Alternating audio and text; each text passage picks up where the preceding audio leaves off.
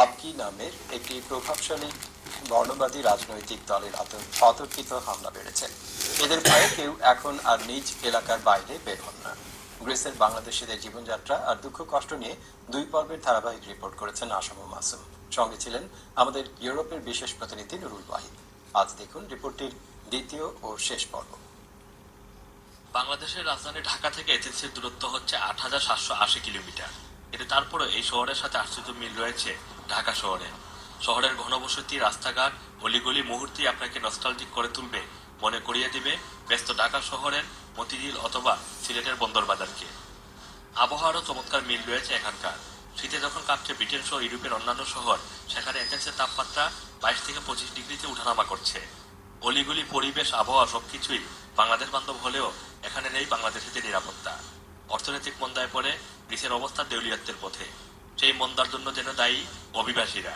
তাই তো গ্রিসের পঞ্চম বৃহত্তম রাজনৈতিক দল ক্রিস আবকির সমর্থকরা কালো বা বাদামি চামড়া দেখলেই ঝাঁপিয়ে পড়ে হিংস্রভাবে। এই দেশে রাস্তাঘাটে মানুষের দূরিয়া মারে, এক দল আছে ওরা রাস্তাঘাটে দূরিয়া মানুষে মারে। এই দেশে একটা পার্টি বার হয়েছে, মানে ওরা ট্রেনিং পাবো, ওরা ট্রেনিং সেন্টার তারা ট্রেনিং দেওয়া হয়েছে, রাস্তাঘাটে মানুষের ফাইলে খুব মারধর করে। এদের ভয়ে এখন নিয়মিত আতঙ্কে রয়েছেন এথেন্সে বসবাস করি 30,000 বাঙালি। ক্রিস আবকির কাছে বৈধ অবৈধ কোনো বিষয় নয়। বর্ণবাদী এই দলটি সাদা চামড়ার বাইরের লোক দেখলেই ভয়াবহ আক্রমণ করে বসে। Go out, all the goddamn these people. You want all these people to go out? Yes, this Why? is my country. Because it's my country. You don't want them here? No. অবৈধ বাঙালিরা তাই সমস্যায় রয়েছে।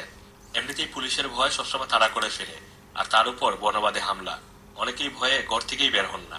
Main সমস্যা হলো আমরা এই দেশে রোডে বাড়িতে পাইতেছি না, কাজও যেতে পাইতেছি না, যে কোন জায়গায় কাজকর্ম বা বাইরে আমাদেরকে মারে।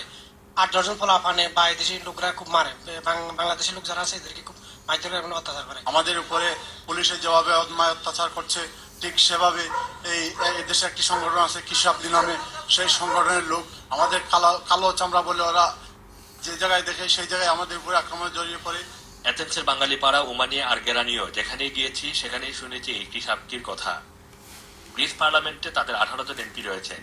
সম্প্রতি সময়ে এই হামলা বেড়ে যাওয়ায় গ্রিস সরকারের প্রতিরক্ষা মন্ত্রণালয় বাংলা ভাষায় একটি লিফলেট ইস্যু করেছে, যেটির মূল বক্তব্য হলো নিরাপদে নিজ উদ্যোগে দেশে ফিরে যান।